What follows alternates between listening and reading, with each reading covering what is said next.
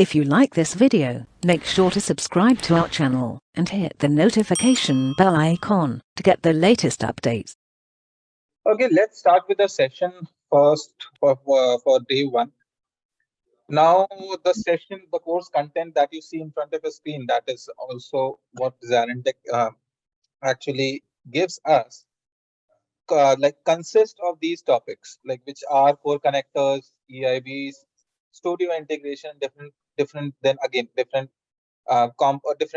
things inside studio integration. So as like we had a first discussion, I think you are well aware with core connectors, I guess, right? So we'll not, or you want to revisit, let me know that. You are good with EIBs, inbounds and outbounds, or you want to revisit, let me know that. I am thinking from starting with unit 3, but I can ahead start with unit 1 also. But if you say I can start with unit 3. So what you want as of now? You want to start with unit 1 or unit 3? No, let's go with unit 3. Okay, great. So let's go with unit 3. Okay. So let's start with studio integration now. So this is, now I said I will start from the very start. Okay. So this is the basic studio integration. Okay. This is the basic studio integration let me close this. This is the basic studio screen that we see in front of our, So just giving a small example, just giving a small background. This is nothing but an IDE which is built over Eclipse. Okay. Eclipse was a software back in Java. It's still there. So whenever we talk about Java, we talk about writing applications. So those applications are written inside Eclipse. Okay. Eclipse is again an IDE. IDE meaning integrated development environment. Okay. So just like you write C# in Visual Studio, just like you write any other language like Python. For Python again, you have some other interface to write. Okay. Similarly, again, Python is not written on any IDE, but taking in a very good example, that is Java being written on Eclipse. Studio is nothing but like if you have worked ever in Eclipse, this is an Eclipse only, but a Studio framework is on Eclipse. So that's why people familiar with Java would find this screen more more familiar. Okay, they will understand. Okay, these are things that we also have seen in Java. Some other bit minor changes. Okay, a small reduction of this studio. This project explorer that where we see the project, this is a cloud explorer where we actually do the connection. Now in cloud explorer also these are the connections that we establish. Now here we actually go ahead and give the environment name that we want to connect. These URLs are basically the URLs or the servers that we want to connect. For an example, like if you, so these. Sorry to interrupt. Sorry to interrupt. So, I worked in Studio before. We've talked about it in the introduction class. If you know, I'm aware of all the basics. I've developed multiple integrations as well. Let me direct Mostly the things were, to understand new components and advanced components. Okay. So yeah, talking about new components. So there are less new components, I would say. The new components that there are no new components, I would say, but there are unused components more. Okay. For an example, you must not have used this Prism Analytics most of the time. You must not have used FOP components. So we'll discuss about all of those. Coming on to okay, start here. Okay, in start here, this start here is basically this is the start of the program, which is also known as Workday in. People call it a Workday in. Okay, when we talk about start here, we generally see all these properties that is there in start here, which are launch parameters, services, advanced, and this where we give the integration name and everything. In services, you're not aware of. Yeah, I think you have used attribute map service. Attribute map service is nothing but the constant thing that you want to specify in the studio, that's where you give the attribute map service. For an example, document retention policy or web service version, those the things that remain constant throughout the program that you specify in the attributes. Okay, so that's where attributes play a role in. Okay, that you must be aware of. Delivery service, nothing to explain it. If you just configure it and you just deploy it, it will come on the It'll come on the tenant itself, and you have to just configure inside the business process. Listener service is something you must not have. Okay. We discussed on the first class about listener service. Okay. How this listener service is used, we will see about that. We'll look on this listener service. So listener service, like I said, listener service is if I create a listener service, for an example, I am just going to write int listener service. Okay. If I just create a listener service, I don't have to configure here anything. Okay. I don't have to configure here anything. When I deploy the studio, in the tenant, okay, when I deploy the studio in the tenant, it will ask me for, there is some issue in this, just a content is, okay. One thing with listener service, okay. One problem with listener service is, why you are getting a cross, when I added a listener service, I just got a cross on this comp, that there is a problem. When I go to the problems, okay, then you see basically this is the problem. The rest all are of different integration, but this is the problem. Listener service and launch parameters are mutually exclusive. What do you mean by this? Okay, this was the thing that we then discussed on the last class. So what do you mean by this? What do you mean by this error? Like when I'm trying to add a listener service, the studio is giving me an error that listener service and launch parameters are mutually exclusive. So what do you think might have happened to you?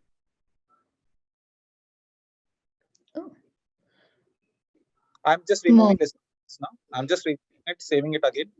My error is gone. Okay, my error would be gone. I'll just save it. See, my error is gone. Okay. Once I add this, once I add one of the servers. Exactly. Whenever we call it mutually exclusive, okay, these terms are programmatic term. It may appear in different languages in terms of different things. Okay. Mutually exclusive means both cannot exist together. Okay, both cannot exist together. Anyone has to be there. So if you are using a listener service in your studio, always be aware or always understand that you cannot have a launch parameter in your studio. That studio cannot have a launch parameter. Okay, that studio can never have a launch parameter. I have a real time. I want to show you a real time integration which works on listener service. It was an integration again, which I discussed about. It was a background check integration. And if I'll show you that integration, that is 90010. This is that integration, which was using. I built this integration back in 2018, I guess, 2018 or 2019, I guess. So it was this integration did use the listener service at that point of time. If I go to the list, it was a listener service. Okay, this was using listener service. This didn't had a launch parameter. Okay. This didn't had a launch parameter. So few things to remember here, that whenever you are using a listener service, you cannot use a launch parameter. These are mutually exclusive to each other. Okay. Be well versed with the requirement there. The first thing. The second thing, okay. Now, like I said, listener service, like let's say you have added, let's say the integration is this much only. Till here you have built your integration, you have not added anything. Let's say you have not added any of the steps. Let's just suppose the integration is like I've just built in the integration, and this is the only component I've added. Start here. Okay. I've not added any other component. Okay, I've not added any other component. This component does not exist as of now. Okay, and I'll deploy this integration. Okay, so in order to use the listener service from any third party, okay, first I'll deploy it in a tenant. Okay, here once I deploy it in a tenant, I would have let me log into a tenant quickly. Okay, meanwhile, when I log in, I can explain you this also in a practical. So whenever we log into a tenant, I showed you, right? There was a view launch URL. Remember? We will copy launch URL.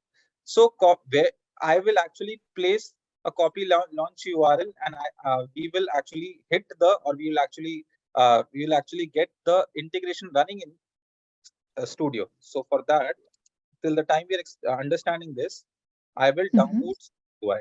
Okay, SoapUI is just an API tool. Okay, the time it is downloading, we'll be doing everything. So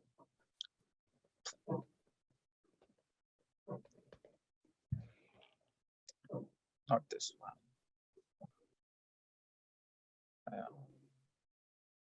Yes.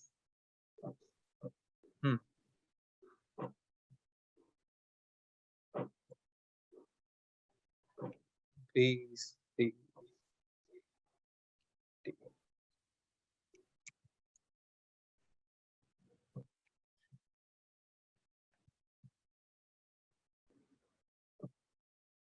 Okay, till the time it is downloading, if it does not download also, I'll keep it ready. So till the time it is downloading, so let it download till the time. So we'll come back here again. See, now I'm explaining theoretically. We'll see the practical example also. The copy launch URL is basically that's the thing we will give to the third-party client. Okay, when that is the thing we'll give to the third-party client.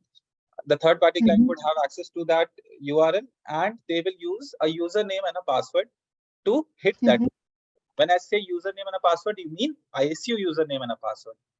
One thing more to remember is whenever you are using a listener service, the authentication method would be always a basic authentication. Okay. Workday has also introduced something known as OAuth, which you see here also in connection. Recently, you must have seen this, right? Yeah. OAuth, right? Have you ever used this section? No. You have, right? No, I haven't. You haven't. So once so some of the client actually uses this for their logging. Okay, you cannot as you know, you can directly log into a studio just by basic authentication by giving username and a password, which is nothing but your Workday username and a password.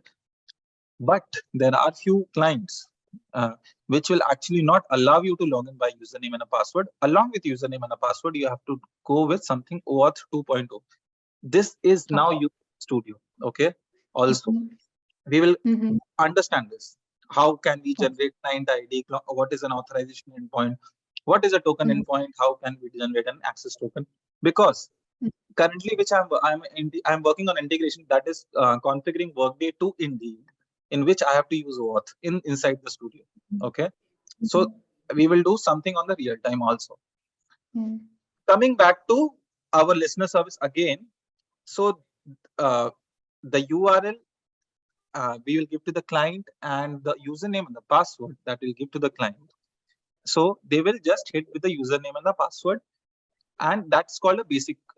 That's always called known as a whenever you're logging in somewhere and whenever you're doing some operation using just username and a password, it is known as basic authentication. Okay. So if you're using an access token or something in that sort of way, it is known as OAuth authentication. Okay, or authorization that you use. Listener service as of now, Workday does not support OAuth on listener service. It will just work on with basic authentication. If a client says I want to hit your integration, I want to verify myself through OAuth, which many of the clients are, whenever they are trying to hit Workday, it is not possible. With listener service, only with listener service, there are many other ways where the client actually uses OAuth. So this is one thing of listener.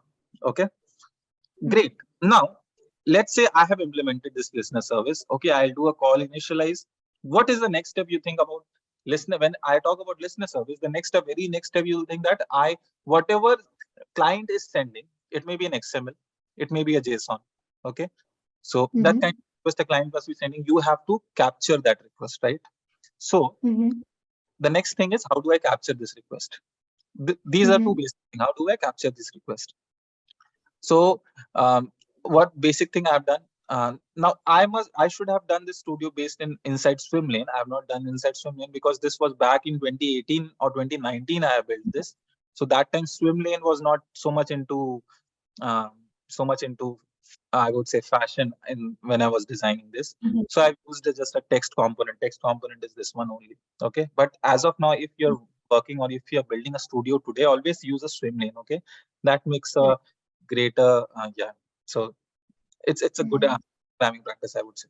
So again, call in, like this is again a local out and a local in. I don't need to make you understand what a local out and a local in is, but just giving you a background, just giving you a performance and like just a performance thing. Whenever you are using a local out, don't use too much of local outs in your studio, because each of those local out would actually invoke a web service call behind the scenes.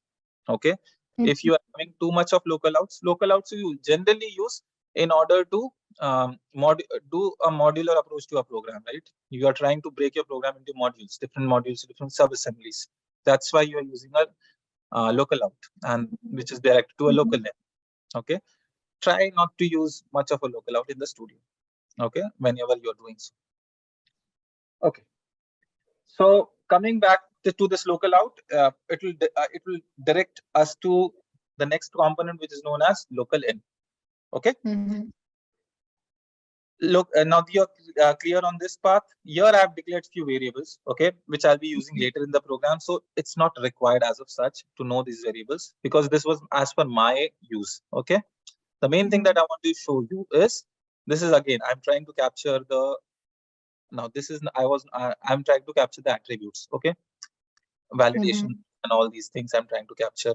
I think you are well aware of these parameters, right? How to capture attribute, how to capture launch parameters, reference, all these things, right? Now, yes. Load maps. This is what I want to show you. Okay, this is what, no, I don't want to show you this. This is, I have declared maps inside my studio also. Okay, and this is how I'm trying to capture the map value. See, I cannot have anything in launch parameters, first of all, because this studio is using a listener service. Okay, I said you. Now talking about advanced thing. Now this is one of the advanced thing, that whenever there is a start here, or whenever there is a work in component in the studio, it will, and whenever the component is having a arrow, if you see this, okay, if you see this, if it is having an arrow, okay, always remember that there'll be this web service, okay, behind the scenes. Which web service is, see, what I'm trying to do here is, in load map, I am to, now, how do you understand that the response would be still till here? Like here what I'm doing here, if you see in this XSLT, I am trying to envelope body get integration system response. You see, that's from the XML that you're going to get. That's right. From the integrate, that this is the, whenever this it generates a get integration system request. Okay, whenever it fires, whenever there is a request being fired, it will generate a response. Okay, that response is not changing throughout the way. That is like it got invoked here, right? Then we called this component, then we called an eval, then we called this eval, and then we called this eval. Correct. In this whole process, just remember, behind the scenes, the message creation context didn't changed. Okay. Correct. Now, if I would have introduced, a right component over here, okay. If I would have introduced the right component over here, I'll just go in below, and if I'll just, oh sorry. If I would have introduced a right component over here, right component just before this, and I would have just kept it. I would have just kept it blank. Okay. Not message content. I would have just kept it blank like this. Okay. Nothing else. I would have received nothing here, because right component actually copy component does not changes the mediation context. Right component actually changes the mediation context. Where can we see the mediation context? We will when we debug the studio, we'll debug a studio. I'll connect to a tenant and debug a studio, a small studio. And whenever we debug a studio, we will see that in the message route part, how we can see the mediation context, or the message route part that we call as a mediation context only, whichever message, which we call as a message, which is flowing throughout the program, how we can see it whenever we are debugging the integration. Okay. Got it. Now this XSLT is actually capturing the map. Okay. And here I'm storing in the map values. Okay. I wanted some map values. That's why I've stored it here. This is the step that is an interesting step. where I'm actually trying to get my input file. Okay, I'm actually trying to get my input file. Now, this is a normal step. See here, this is a normal step. What do you mean by DA? Give me an what do you know about DA? I've written something known as DA. What do you understand by DA?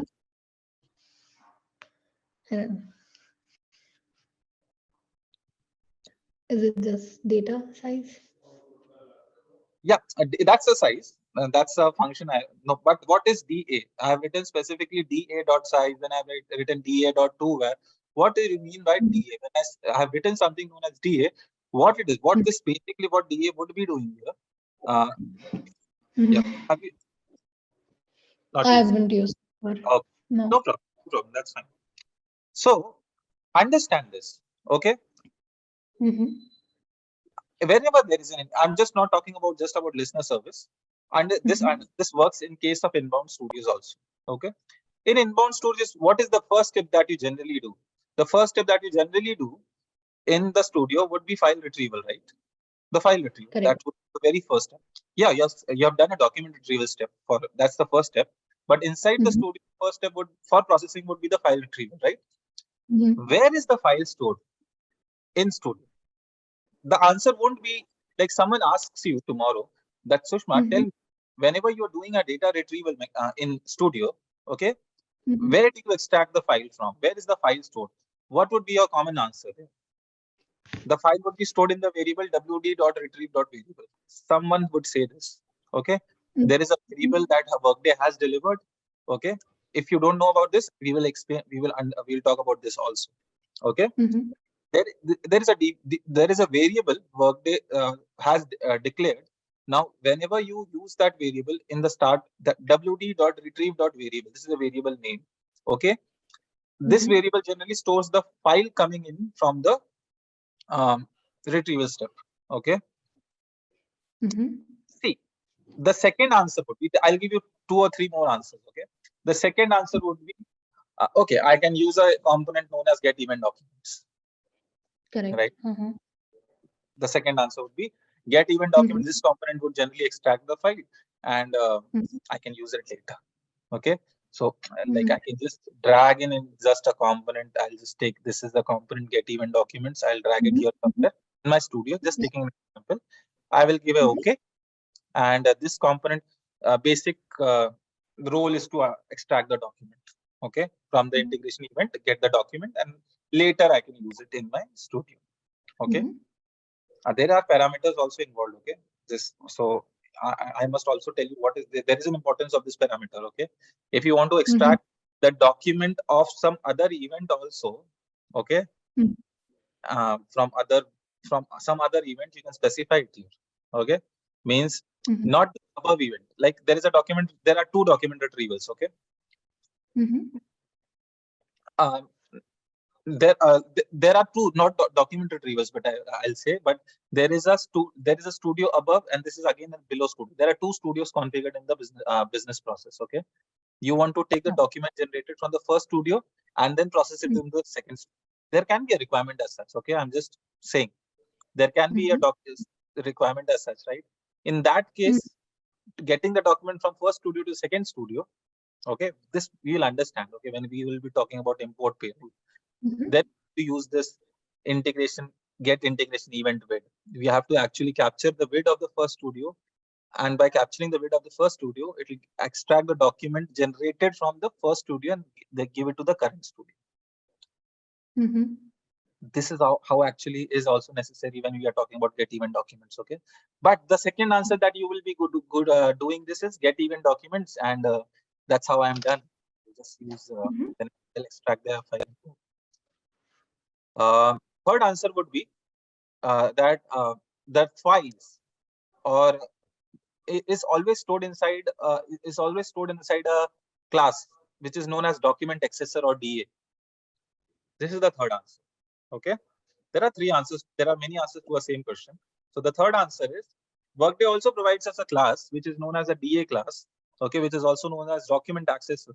Okay, for an example, whenever you do a send error, okay, And whenever there is a put integration message here, there is a common syntax being written as context.error message here somewhere, right? Context.error message. You write many a times context.error message. What do you mean by context? Okay. And what is an error message? Context is nothing but a context is a class that is written, and error message is a function inside that. Okay. Inside context, there are many things.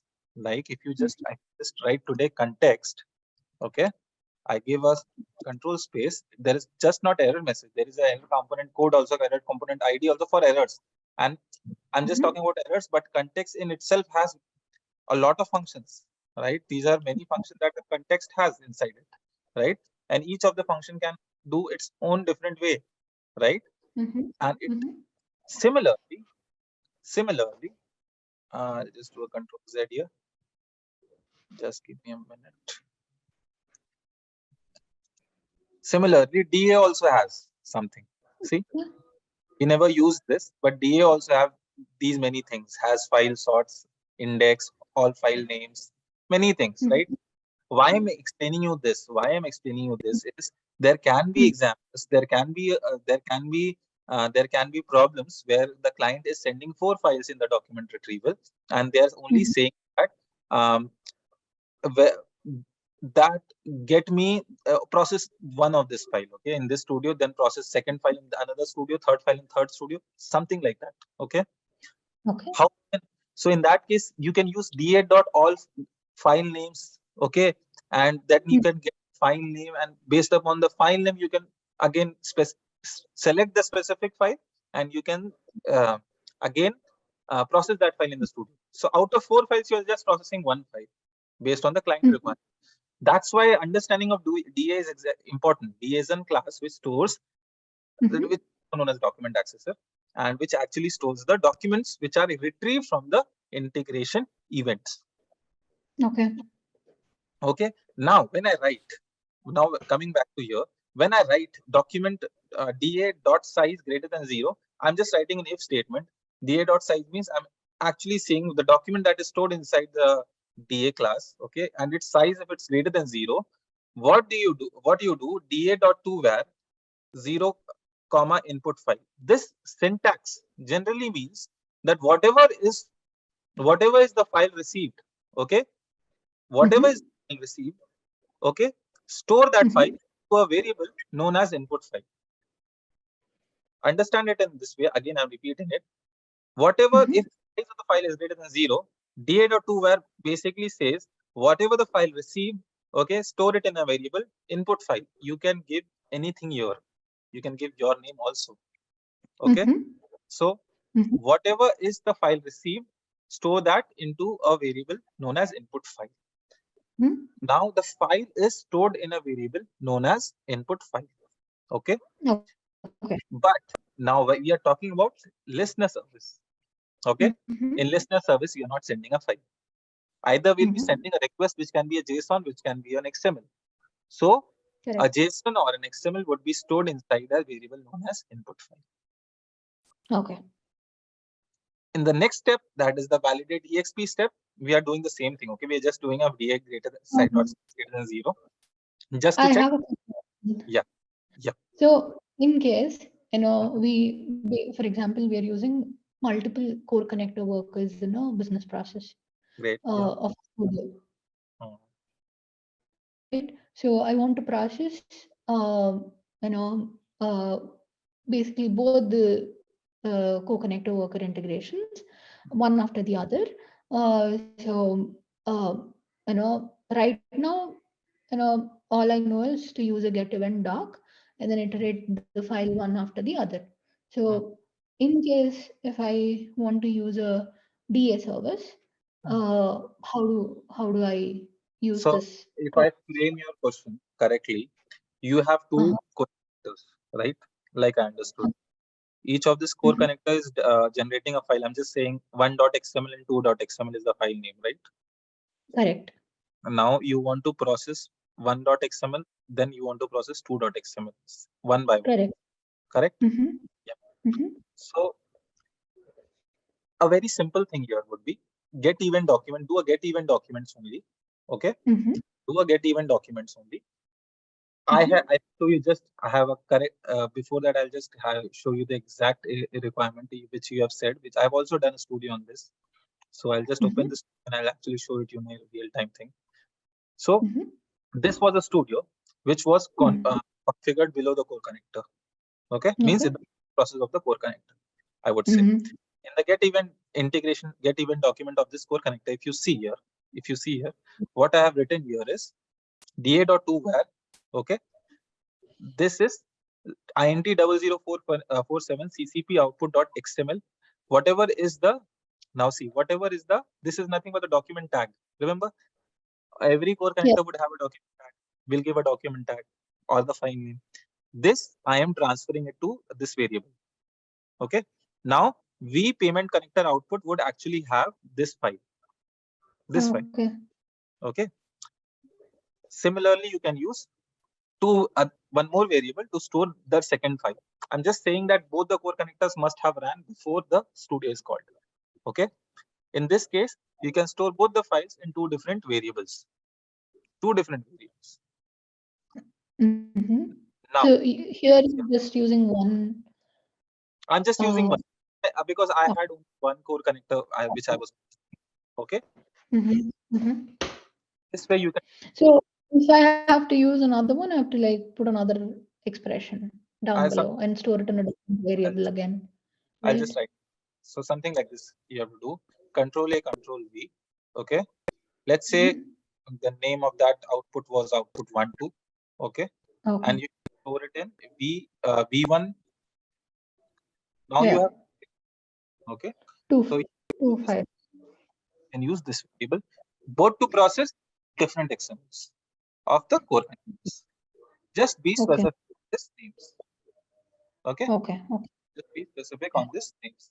So, yeah. Any more questions before I proceed? And when we say that, right? So in a core connector worker, like usually what we do is we split each worker, correct? And then we process one by one. But in this case, say for example, I want to take the whole string, right?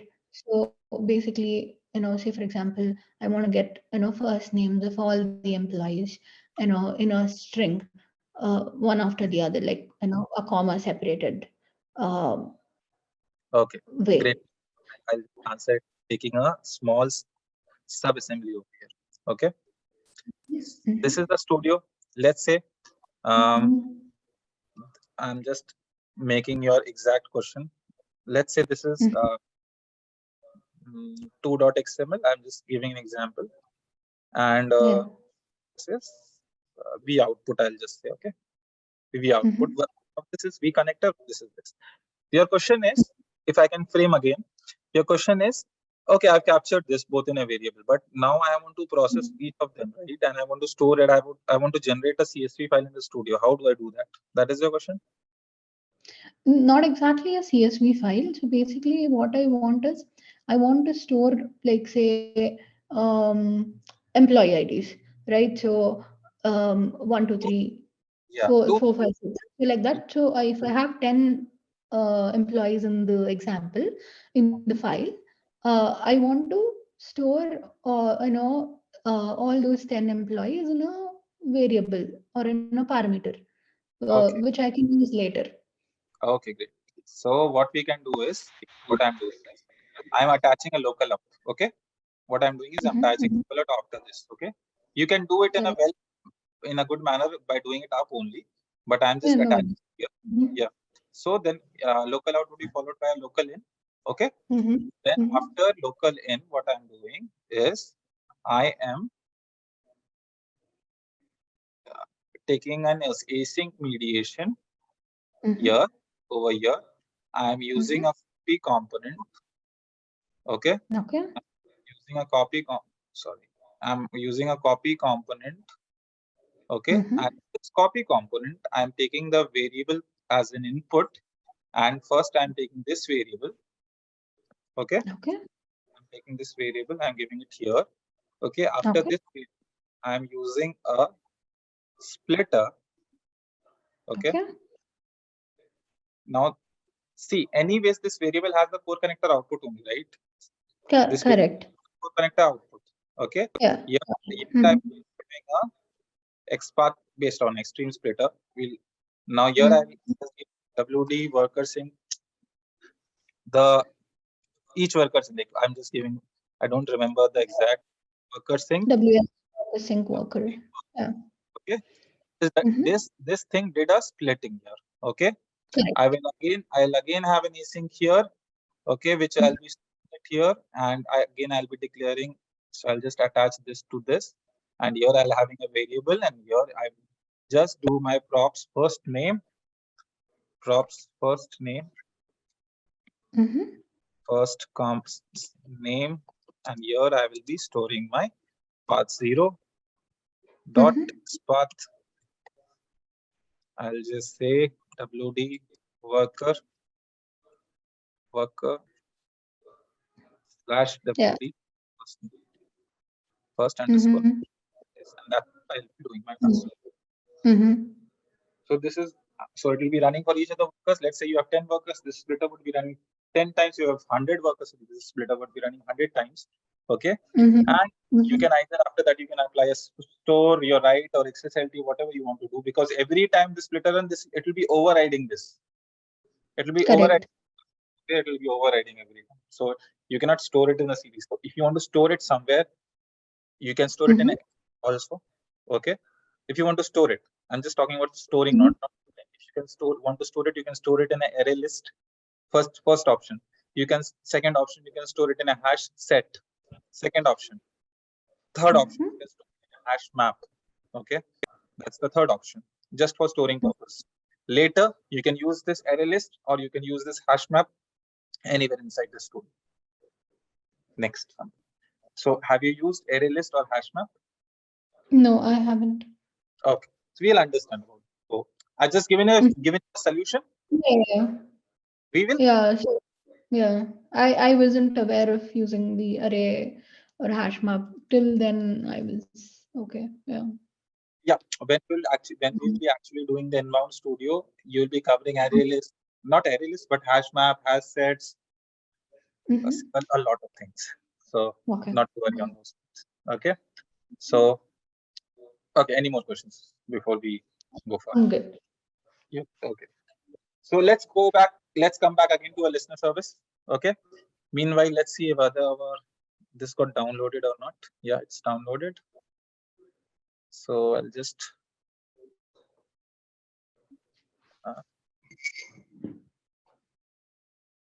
okay.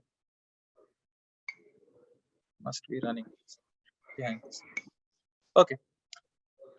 Till the time it is running. Okay. So yeah.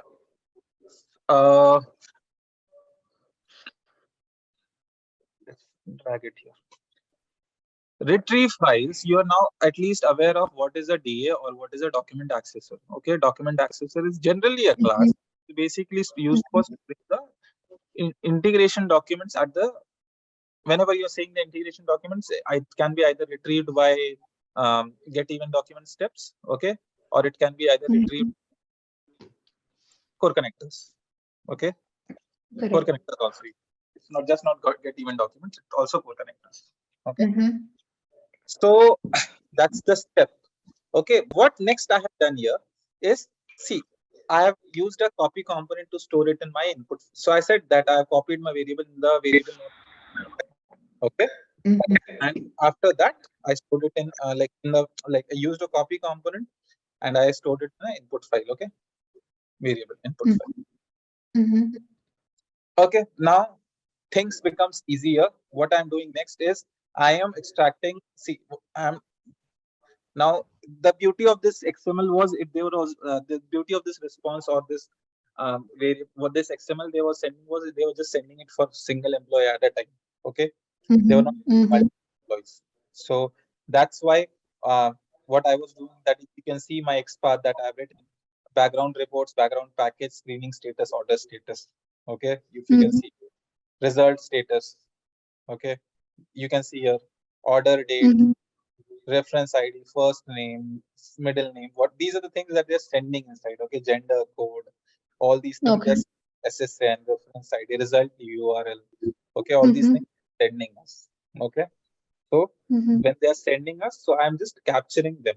Okay, I'm just capturing, and this is excuse me, this is nothing but this is basically a validation in our program based upon the requirement. So I'm just saying that the order status date or ID should not be empty. If it is empty, then I have to give an error to the integration.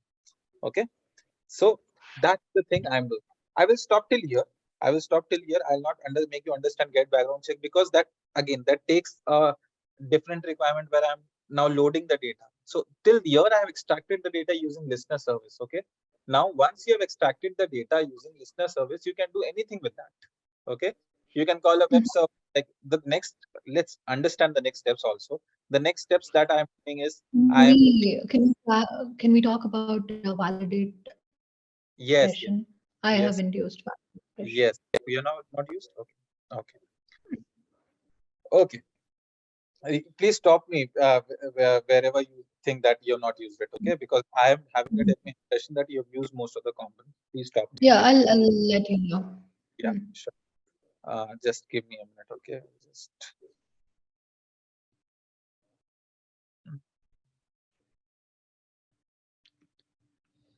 Okay. I hope this does not ask me for a key. Okay, let it load. Okay, validate expression. A very very useful component in our studio. Okay, what is this validate exp? So just always remember this validate exp can either it can be always added inside the inside the async mediation only. Okay, what is the first thing that we do? We can just either drag it from here, or we can just do a right click and just go to the add, and we can add a validate exp or the validate expression. At the very start, validate expression would look something like this. Okay. Well, what this validate expression is meant for, it is meant for generally, I would say, if this statement happens, then process further. If it does not happen, give me error or log me error. Okay. So that's the basic use of a validate exp. Okay. Now there are two basic use of validate exp. So this validate exp, as the name suggests, is used for validating the expressions. Okay, it is generally used for validating the expressions. Validate expressions means, now let's go back to this statement that I've written. Just for that, I'm trying to extract an order status through the request that I've received. Whatever the request I've received, I'm trying to get the order status value, which I'm storing it inside the order status. Okay, which I'm storing it inside the order status, and later I'm checking in this something. Later I'm checking something inside this. Okay, I'll not will what I'm checking, but I'm checking something inside this. So in validate exp, we basically check an expression. Okay, for that first to click on this add button or plus button. Okay, once we do that, we have three options available in front of us. Okay, value, failure message, and error number, and also replace. Okay, four things available. Now, I have a basic question from you first. Okay, the question is, like, most of the time, like if you have used the store component, right? Correct. You have used the store component. Now in store component, if I go at times, so see, you see something here, MVL written, MVEL, right? And sometimes you see A plus B written also. Okay. So there is a difference there. Okay, we'll understand that later, but making you first is expressions are also of two types in studio. Okay, expressions are also of two types in studio. Now where you can learn about them, so basically I'll also forward you the link. The expression, yeah, I'll also forward you the link. I have this. Just a minute, I'll show you. So if I scroll down to the expressions, okay, if I scroll down to the expressions, now ML expressions are of two types. Basically, one is expression capable, when is template capable. Okay, so whenever you see like A plus B, you will see that. Okay, this means what this means is this is expression capable. Icon is something like this. When we say this ML is an expression capable, okay, meaning when A plus B is written, we will say it is expression capable, meaning no special usage is needed for expression capable syntax. However, when writing strings, they will be need to be quoted in order to not to be evaluated. If you don't want to evaluate this statement, you have to quote it inside a single quotes. Okay, this thing won't be evaluated. This thing is known as a concatenation symbol, which will concatenate the strings. This string won't be evaluated, but this string would be evaluated. When I say evaluated, means this string Studio will try to find the value of this value stored inside this statement, so, which is known as, whenever you see A plus B, you write something like this. But whenever you see a template capable, okay, template capable, here they are saying when defining a template capable ML, you need to encapsulate the logic within A at the rate and closing bracket, or it can be evaluated. For it to be evaluated, strings need not be quoted. Now see here the type is ML. You can see it ML here written also, MVEL. Okay. Whenever it was A plus B, I was writing my name is inside a single quote mark in order to not get evaluated. In template capable, that is not the requirement. Okay, you can write string as it is, but the string that you want to evaluate, you have to write it inside at the rate curly braces, then your string, then at the rate close, then curly braces. Then you will evaluate that string. So coming back to our studio, when you see statement, okay, A plus B, always remember you can write the props as it is. As it is, you don't need to write anything else. Okay, you don't need to write anything else. Had this been an ML statement written over here, okay, for an example, in write statement, this generally works on an ML, insert ML expression. So in this case, you would have written the props inside the A at the rate, the brackets basically, I would say. Yeah, makes sense. Okay. Coming back to you, so I was just making you understand a small thing. Here you insert the value that needs to be evaluated. Okay, people get confused over here a lot. Developers who are very sound in coding also will get confused over here. I will make you understand in a very, very, very simple manner. Okay. You will only write the expression here, okay, which needs to be fulfilled. For an example, my client gave me a requirement that if order status is empty, if the order status is empty, give me an error. If order status is empty, give me an error. What have I written here? If it's not equal to empty. So always remember this value, this expression, you have to always write in such a way, okay, whenever the control, the first line, whenever the first line be evaluated, it will check if, okay, if order status is not equal to empty, it will go further, means it will go to the next component, whatever the next component is. Okay, if order status equals empty, it will execute this, the failure message. Now I'm giving you an let's say I have stored gender in a props known as props gender. Okay, and the client has said that Sushma, write a statement only to whenever the gender is male, only then proceed processing the file. If the gender is female, give me error that this file cannot be processed for female genders or something like that. Okay, so how do you think that you will be writing here? I'm just writing a props here. Let's say props gender is the this where the gender not equal. If it's not equal to male, then not equals male. Yeah, then print a message saying file can't be processed. No. So this, okay, when this statement fails, remember, when this statement fails, okay, then only failure message executes. Correct. Okay. When would this statement? When gender If the gender is not male. when gender, when gender not equals female, it has to be, right? Not male. If I'll write male for an example, okay, let's say if I'm writing male, okay, see, I am writing a negation here. Always remember that. No, then wasn't the question like, For only female, it was process male? has to be processed. Only male has to be processed. Female, the female genders has to go into error.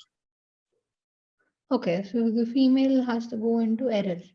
What you will write here? I'll just remove it. Things. I'll just write.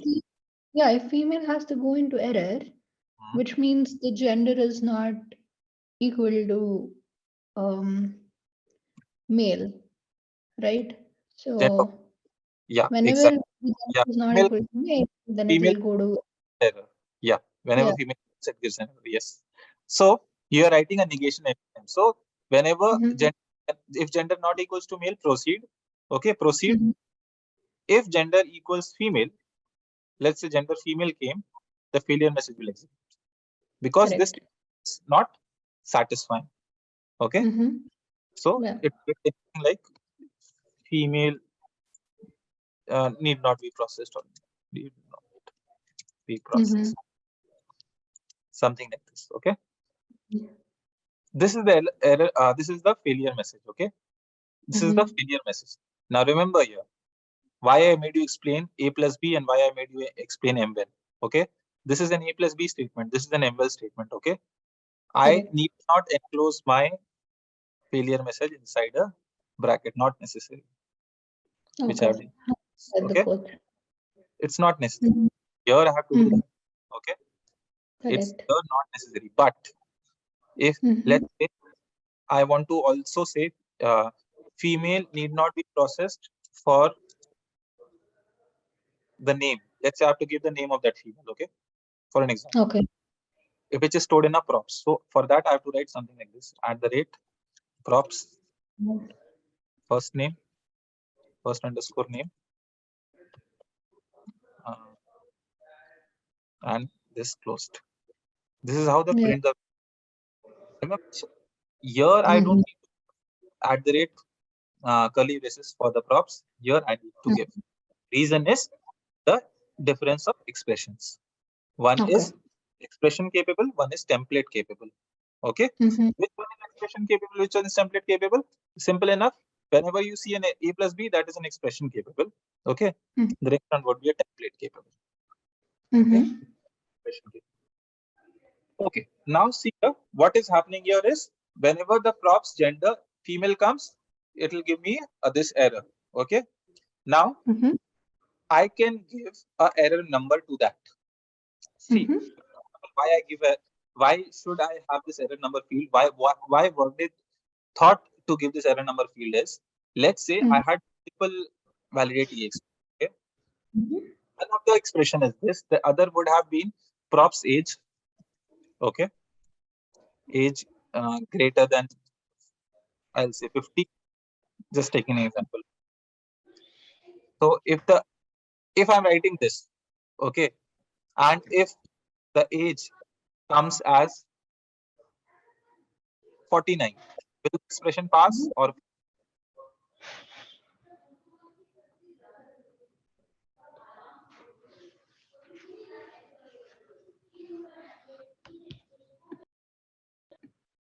I can't hear you. So I'm just saying I've written an expression. Can you see that? Yes. I've written props age greater than 80. Okay. Correct. If 49 comes in age, will the expression pass or No, it won't. so? I have written props greater than 50, right? And if 49 comes, the failure message would execute or not? Correct. It will execute, right? I'm just asking. It won't, right? The age is greater than 50. If 49 comes, it won't execute. It will execute the failure message. Exactly. It will execute the failure message. That's what. It will execute the failure message, right? So failure message would be executed here. Let's say age is less than 50. That's the failure message. Okay. So for now, why Workday has given the error message error number is, let's say later in the program, I was in the audit file. I want to consolidate errors 101 in some different thing, and I want to consolidate error 102 in different thing. Okay, so I can have this 101 and 102. Okay, how can I capture this? I'll explain you. Don't worry. How can I capture this? How could I capture this failure message? I'll explain you. Okay, whenever this template, whenever the error goes, whenever there is an error here, okay, whenever there is an error in this statement, what would happen? Async variation should have a send error. Okay, if you are using a XP, so it will go to send error.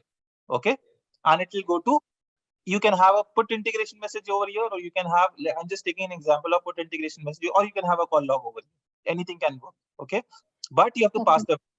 I will take both the examples for you. So first I'm taking the example of put integration message. Let's say that this was not connected to a call log, rather this was connected to a put integration message. So after this would execute. Okay. Now here the message severity would be error. The error summary would be context dot. What is a context? Context actually is, which is, it stores the, context dot error message. Error message. Remember, error message will store the error.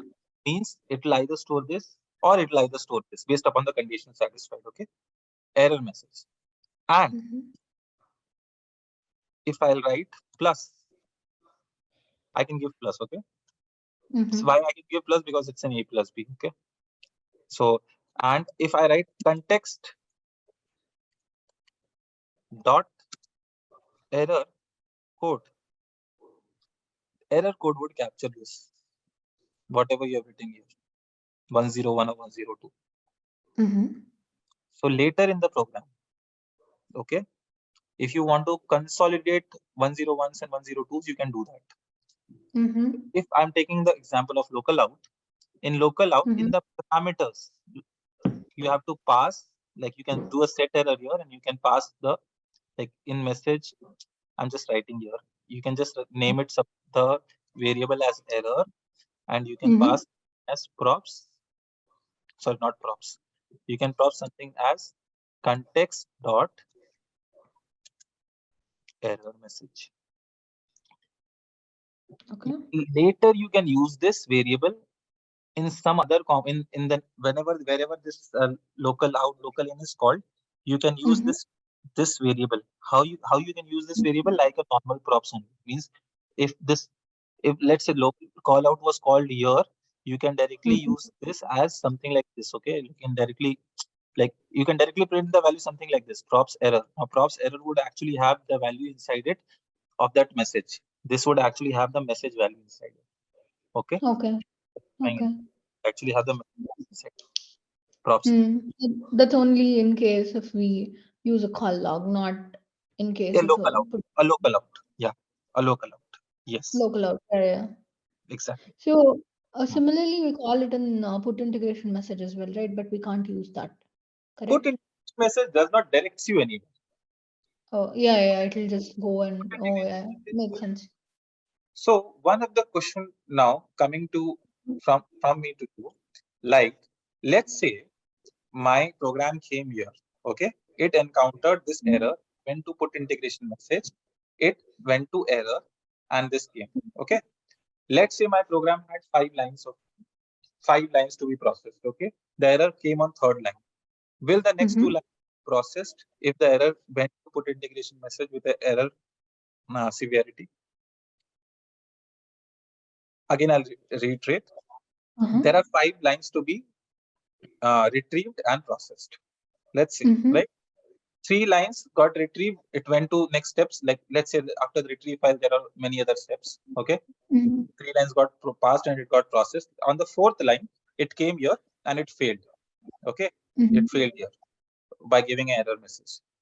So my question is whether the 5th line would be processed or not. It won't. Why you think like that? Because it directs to the put integration message, Yeah. and it will not reiterate the process. It'll Yeah. end. That's this is the answer which 95% of the, not 95, 99% of the developers gave me when uh, I was teaching them, or when yes, this is a wrong answer. Okay. Okay. The right Uh-huh. answer is put integration message actually controls the status of the integration. Again, I'll Okay. repeat. Put integration message actually controls the status of the integration. It does not controls the flow of the integration. I can prove you that when I will again cover the error handling session, which I have next, which we will be covering in a very this soon, in which I will show you that I have given you a failed, okay, and the Mm-hmm. integration is erroring out, and still it is going to the next component after retrieve file, which can be a get file. It should not do that, right? It should not do that. It should not go to it. If it has failed there, it should not go to next component. Let's say if I have given, let's say I have written validity XP, okay, here, and I have given no input file, okay, and it got failed here, okay, it got failed here. Let's say it got failed here. Does it make sense to go to next components if there is no file? Right? It doesn't make sense, right? So if Correct. there is file to process, why should I go to next component, right? The, the Mm-hmm. behind the scene, the control still goes to next component. How do we Mm-hmm. manage that? How do developers manage that um, in a way, in a very, I would say, um, old way, okay, rudimentary way, I would say. In a very rudimentary way, the developers do that. So, Mm-hmm. which need not be done. And Workday has given you all these options just to give a single, just to click on single option, and everything would be done at a go. So we'll Mm-hmm. teach up. But coming on to here is, Mm-hmm. it goes to here, it goes to put integration message, and it's error out. In order to capture the error message, what do you use? Context.error message. In order to capture the code, you use Mm-hmm. context error code. Okay, Oh, okay. clear. What is the last option that is replace? Okay, and Mm-hmm. by default it is set to true, right? Means by default means whichever is the highlighted option, that is the by default option that Workday gives us.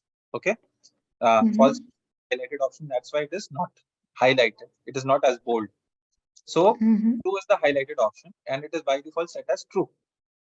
Okay. Meaning is, if you set it to false, okay, this failure message would not be coming. Okay, rather Mm-hmm. a Workday internal failure message would be coming. The integration would still error out because it didn't fulfill the criteria. But rather than giving your failure message, which is your custom message, Workday will give its own error message, that context something dot something. It's a Workday internal message, error message that it will give. Okay. Hence, that's the use of replace false or true. Okay.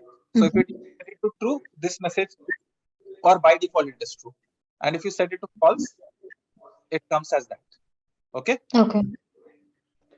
Now, any questions in this four, uh, I would say, functions? No, I'm good. You're good, right? Okay. Mm-hmm. Now, coming on to the second tab, that is common. Okay. In common, Mm-hmm. you see filter. Okay. Mm-hmm. You see filter. So by default, it is set to false, right? That's the highlighted option which is set. What happens when the filter is set to true? What happens when what happens when the filter is set to false? But what would happen when the filter is set to true? And what does actually filter do? That's the question. Okay, why is filter there in the first place? And what is the functionality of this filter, and why it is kept to false?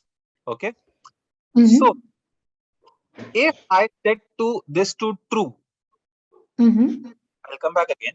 If I set the filter to true and all the remaining remains same, what would Mm-hmm. happen is this statement would start behaving as a if statement. I'll come back again. If I set this filter to true, this statement will start behaving as an if statement. Now, going back to our days of our programming, when we were programming in C++ or Java or any other language, okay, any other language when we were programming, we used to write if else statement, right? If A equals B, we used to write something like this, and we used to give. I'm just writing it in a C++ way. C out. Yeah. This A is equal to B. I'm just writing a C out statement here, and else A is not equals B, something like this, right? That C out. A is not equals B. This is a statement right back in the days when actually doing the C++ programmings and everything, right? Now, remember what I said is don't now I'll just remove this because this is not needed. Let's only concentrate on this if statement. I said that, Sushma, when I click on this true, this gender becomes as a this whole expression, not gender, this whole expression becomes as a if statement. So what I'll do, I will just copy this and I'll keep it here.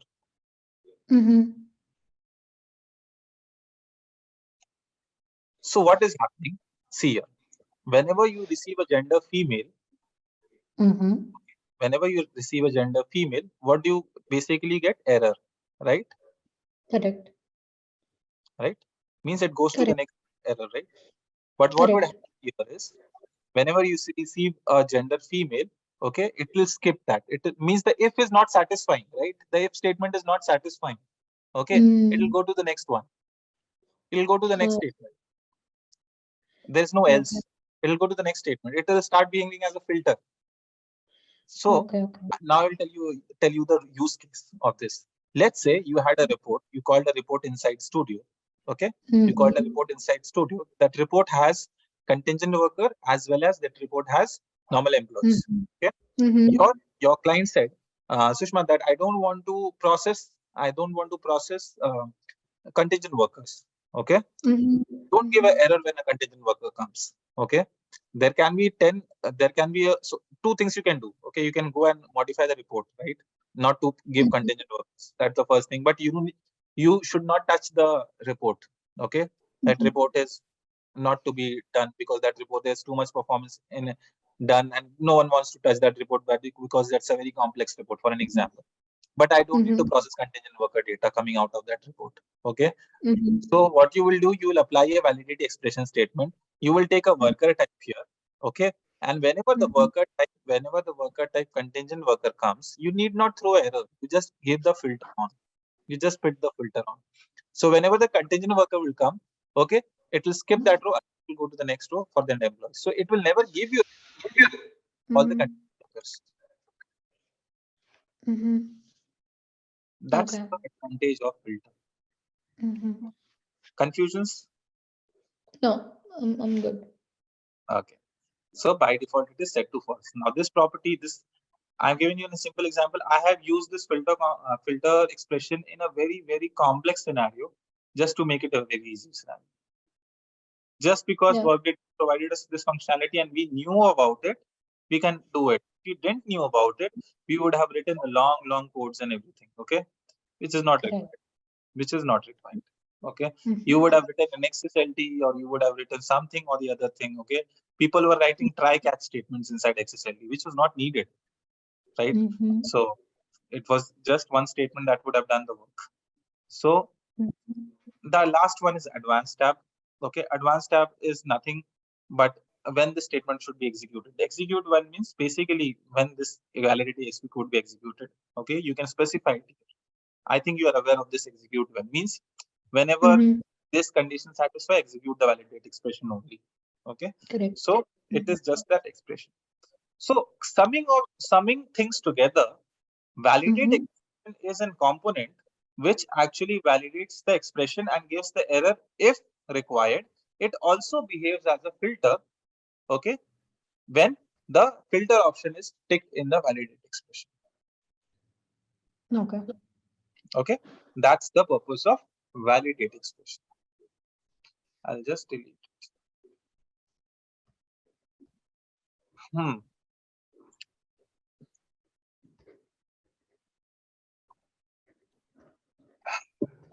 Okay.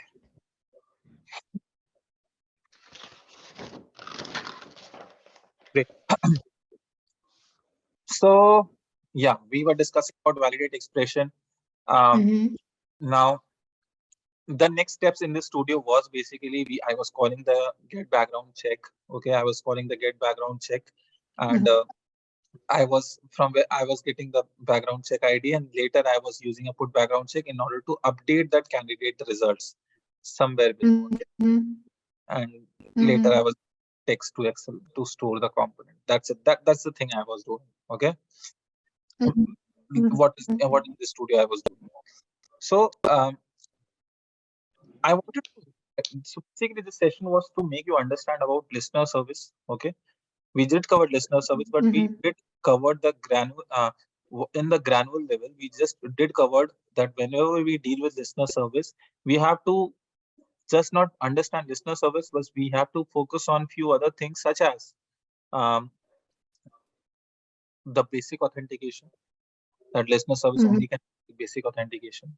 Okay, listener service can only work when launch parameter is not there in the studio. If there is a launch parameter, listener service would throw an error. That's a mutually exclusive error that listener service would give. Okay, and that's the second thing. If we are trying to retrieve the variable next, now there are various retrieval methods. What do you mean by each of this method? We just discussed on this. Okay, we discussed on validate expressions. Okay, validate expression being a very important part, and we discussed on put integration messages also. Next, basically, I wanted to cover listener service in practical, but I'm facing this problem of this is not working. I don't know. I have no license. Next. Okay. Start program.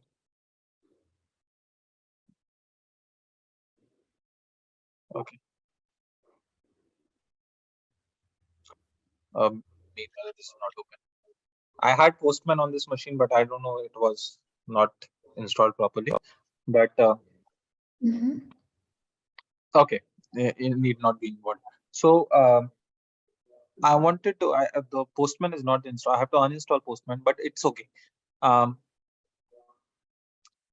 What I wanted to explain you is yeah. I wanted to explain you one more thing that was there in my mind, which I would understand better if I see practically as to how it's working, from where it's coming. Yeah. That's what I was reading. No, we'll understand. We'll definitely take it this as the first thing in our first class. And it will be very interesting. Actually, I never do theory too. So I want to show you one thing. How we can actually. So there are many methods of. So I was actually trying to make you understand today that what are different methods in which we can call Workday. We can call Studio from outside Workday. The first thing is listener. Okay, using a listener service, we can actually launch the integration inside Workday by calling it somewhere outside Workday, right? From outside means I'm calling it from Postman, I'm calling it from, let's say, SOAP UI, and these tools are not Workday tools, right? They're third-party tools, right? Correct. And if I am calling them from there, and if it is launching my studio integration inside the tenant, then what we are doing an external invocation of the studio, right? From external system, right? One method is this. Okay, we can even call studio by Java program. Okay, by running a Java. I'll tell you, I don't have the code now.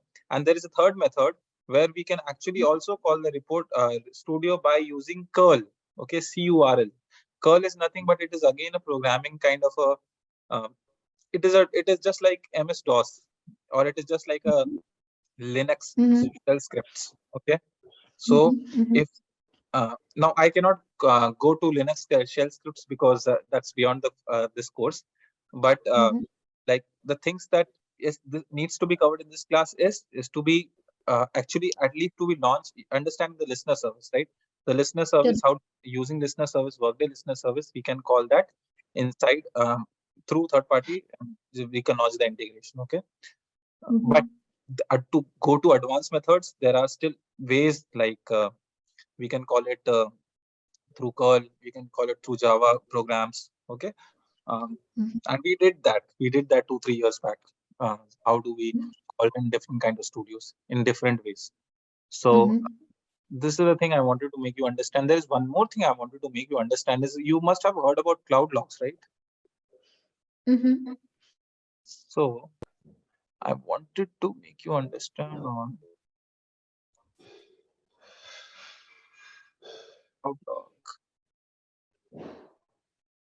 custom cloud log. Yeah, means see, you generally see a cloud log something like this, like cloud log. If I just say, you have seen a cloud log, right? Output. Yeah. Have you seen a custom cloud log output something like this? I'll just show you.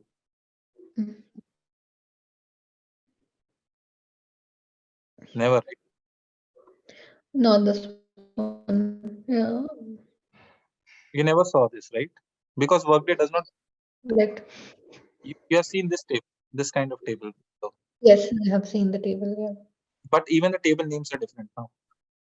It is Correct. error info and everything. It is not processed, rejected, manual, right? Correct. Correct. And even this is also not there, right? Processed. Now, let's say tomorrow, if you provide the client with cloud log with this functionality, won't he be impressed by the data picturization that you're giving him? He would be, right? He won't be having so much of trouble going into each and every row. He'll be actually having the percentage of data got processed, percentage of data got inserted manually, and percentage of data getting rejected. And even with the count, Correct. if you see, the process count is 5, the manual count is 3, and the rejected 3, he doesn't have to go here also. Okay. This is by using Google APIs inside Workday Studio. Okay. And it is really interesting and really simple. We will try to cover that also if time permits later. It would, but this is actually one of the projects also which we actually did, and it helped the client many ways. Okay, these are advanced. It is not about advanced studio. Okay, we'll not be learning about many new things in studio, but we will actually be learning about integrating different things inside studio. Okay, integrating Google APIs inside studio and integrating different things inside studio. So coming on to listener service, I'll try to be prepared with the practical session next time, because I want because this is not working. It is just a small that would be not take much time, but I'll just be prepared.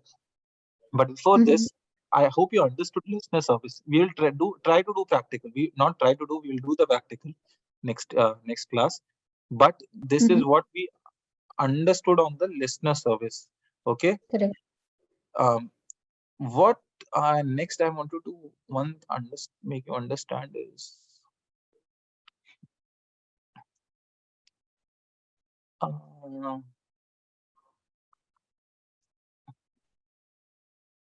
so I wanted to ask you few things. Okay.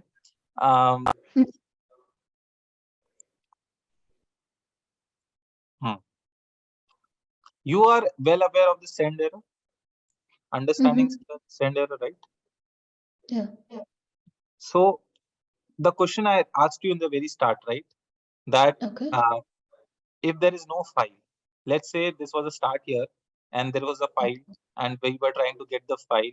Okay, if data.size retrieve error, if equals 0, no input file was retrieved.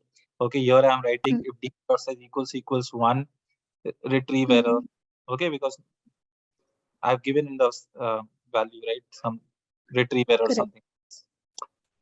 Now, if there is no file here, does it make sense to go to data error? Sorry, data. Now it's not data error. Basically, it's a data process. It should be, but does it make sense if I don't receive a file to go to the next component and then process the whole section here and then again give an error here or something like that? It doesn't make sense, right? It should be errored out here only.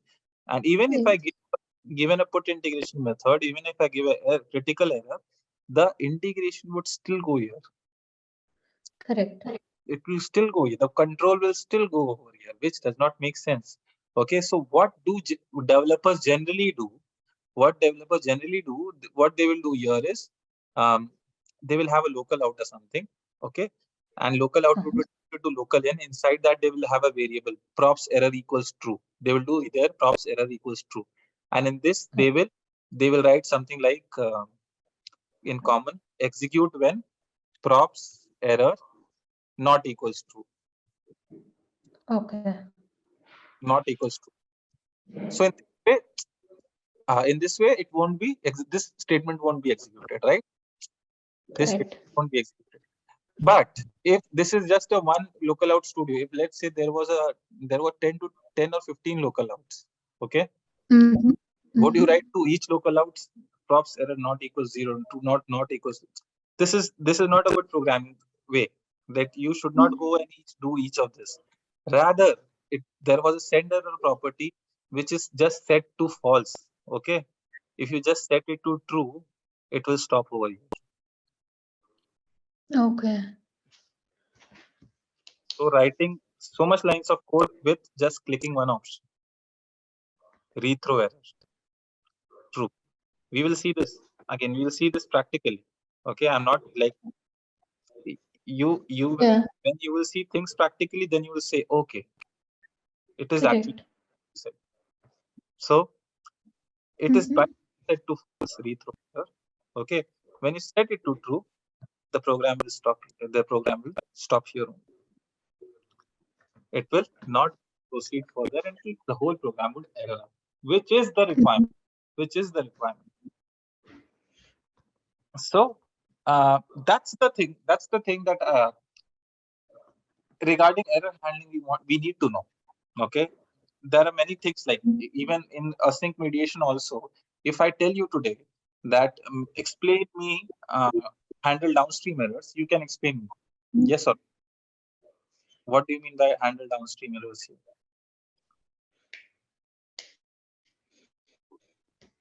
Are you aware of the handle downstream errors, Sushma? Not used before. Not used before, right? Very useful. Oh, yeah. Continuous error, very useful. We will recover. We need to understand this. These are advanced tools which are basic in nature. Correct. So, which are basic in nature. So once we understand all these things, our designing of studios, our strength in understanding components of studio would be very, very, very.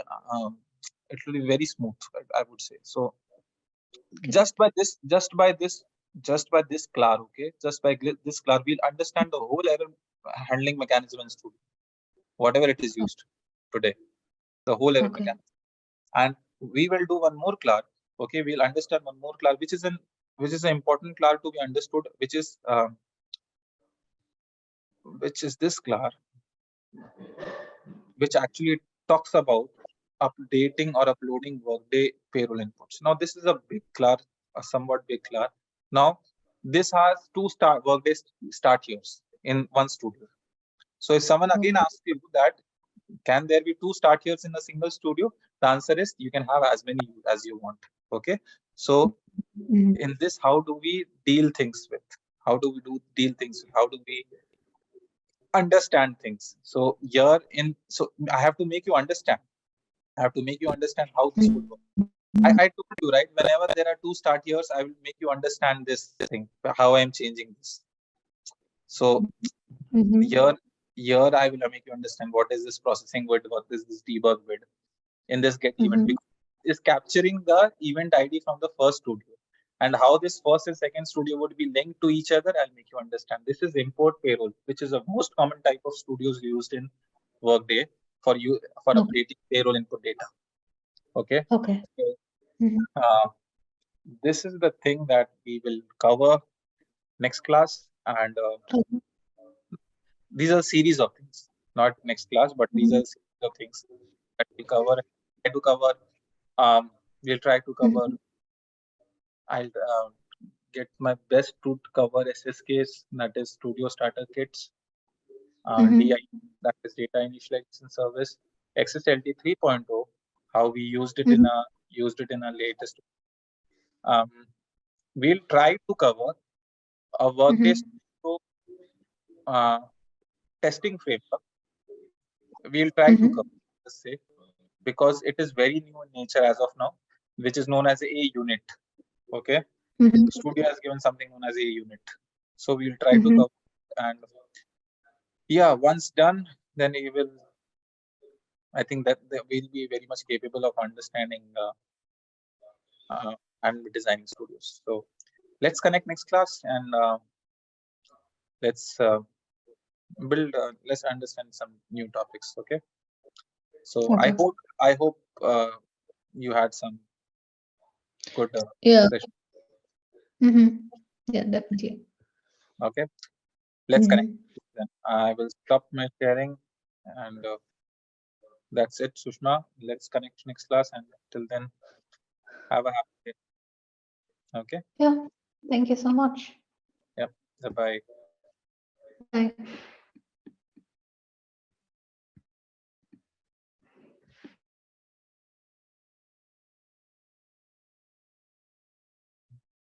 Hey Sam, you can disconnect. I'll stop the session. Okay.